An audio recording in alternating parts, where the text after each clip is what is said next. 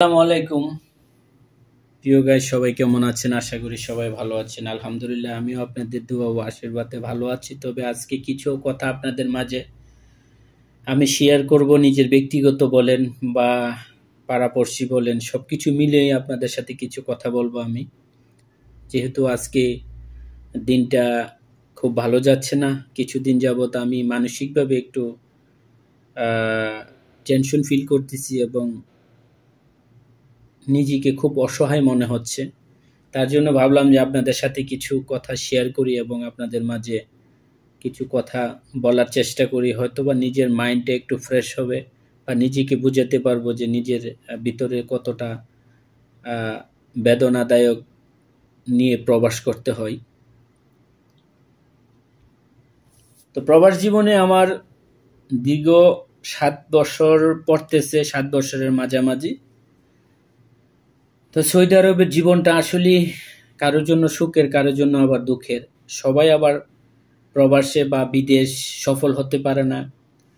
আংশিক কিছু কিছু মানুষ হয়তোবা সফল হতে পারে প্রবাস জীবনে, সবাই আবার সফল হতে পারে না। কিছু লোক সফল হলেও আবার কিছু লোক অসফল থেকে যায়, কোনো রকম জীবনযাপন করে। সবার ভাগ্য সবকিছু জুটে না। ততটুক মনে করব হয়তোবা আমার ভাগ্য, হয়তোবা আল্লাহ পাক কি লেখছে এটা আল্লাহ পাক কি জানে। রিজিক বিন আল্লাহ। আল্লাহ আপনাকে যতটুক রিজিক রেখেছে ততটুকুই আপনার পাওয়ার যোগ্য এবং অতটুকু পাইবেন, এর চেয়ে কম বেশি পাবেন না। আল্লাহ পাক আপনাকে দুনিয়াতে যখন পাঠাইছে ওই সময় আপনার রিজিক সবকিছু নির্ধারণ করে দিয়েছে। হয়তো সরাসরি আল্লাহ পাক আপনাকে প্রেজেন্টেশন করবেন না, কারো না কারো মারফতে বা কোনো না কোনো মারফতে আপনার রিজিক আল্লাহ পাক দুনিয়াতে প্রেরণ করবে।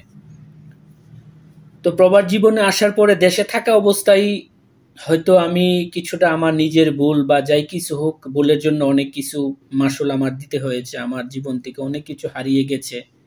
স্থান বলেন, অস্থার বলেন, যাই কিছু বলেন না কেন, আমার ব্যক্তিগতভাবে আমার জীবন থেকে অনেক কিছু হারিয়ে গেছে। হয়তোবা আমার নিজের কিছু ভুলের কারণে, দুর্বলতার কারণে হয়তো নিজেকে যদি ওই সময় আমি নিজে একটু কন্ট্রোল করে চলার চেষ্টা করতাম, আবেগটাকে কন্ট্রোল করার চেষ্টা করতাম, হয়তোবা আমি অনেক কিছুর অধিকারী হতে পারতাম। তবে আবেগ বলেন, বিবেক বলেন, ওই সময় কোনো কিছু কাজ করে নাই। আবেগের আনন্দ উল্লাসে আমি চলার চেষ্টা করেছি, যার জন্য আমার কিছু ক্ষয়ক্ষতি বলতে অনেক কিছু হারিয়েছে জীবন থেকে। আবার আমি কাউকে দোষী না, এটা নিজের কর্মর কারণে বা নিজের ভুলের কারণে। এটা আজকে আপনাদের মাঝে বলার উদ্দেশ্য হলো আমি নিজে ব্যক্তিগতভাবে আমি খুব হতাগ্রস্ত হয়ে গেছি প্রবাস জীবনে এসে। হয়তোবা জানি না কতটুকু কপালে আল্লাহ পাক লিখেছে, বাকিটা আল্লাহর উপরে ভরসা। আল্লাহ রিজিকে যতটুকু লিখেছে হয়তোবা আল্লাহ পাক আমাকে নির্ধারিত সময়ে হয়তোবা যতটুক দেওয়ার অতটুক দেবে। তো এই পৃথিবীতে বাঁচতে গেলে আপনারা সবাইকে বলি, নিজেকে নিজে বিশ্বাস করতে শিখুন এবং নিজেকে নিজে কন্ট্রোল করার জন্য চেষ্টা করুন। নিজে যখন কন্ট্রোল করতে শিখবেন তখন দেখবেন সবকিছু আপনার কাছে খোলাসা হয়ে যাবে। আর যখন নিজেকে নিজে ভীতু মনে করে, নিজেকে নিজে ভয়ভীতি করে চলার চেষ্টা করবেন, তখন দেখবেন যে সবকিছু আপনার কাছে গোলাটে হয়ে যাবে। যেমন গোলা হয়, পানির ফর্সা পানির মধ্যে নাড়া দিলে হয়তো নিচের থেকে বালু হয়ে আসলে গোলা হয়ে যায়, এরকম হয়ে যাবে। আর যখন আপনি নিজেকে নিজে একটু গুছিয়ে চলার চেষ্টা করুন, সব আপনার কাছে দেখবেন ধীরে ধীরে প্রকাশ হয়ে যাবে। তাই আমি বলবো আপনাদেরকে, নিজেরা নিজেদের মধ্যে সংশোধন করার চেষ্টা করুন, নিজে একটা কিছু করার চেষ্টা করুন। অন্যের উপরে ভর করার চেষ্টা করবেন না, কারণ অন্যের উপরে যখন ভর করে চলার চেষ্টা করবেন আপনি নির্ভরশীল হয়ে চলতে হবে। নির্ভরশীল অর্থাৎ হলো আপনি অন্যের উপরে যখন কেয়ার করে চলবেন নিজেকে নিজে অপরাধী মনে হবে। কারণ নিজেকে নিজে প্রশ্ন করে দেখেন না, আপনাকে হাত দিয়েছে আল্লাহ, পাও দিয়েছে, সব কিছু দিয়েছে, মাথা দিয়েছে, মেধা দিয়েছে, কথা বলার যোগ্যতা দিয়েছে, কাজ করার ক্ষমতা আল্লাহ পাক দিয়েছে আপনাকে। তাইলে নিজে একটা কিছু করেন। হয়তো অন্য কেউ 10 টাকা রুজি করেছে, আপনি 2 টাকা হলে তো রুজি করতে পারেন।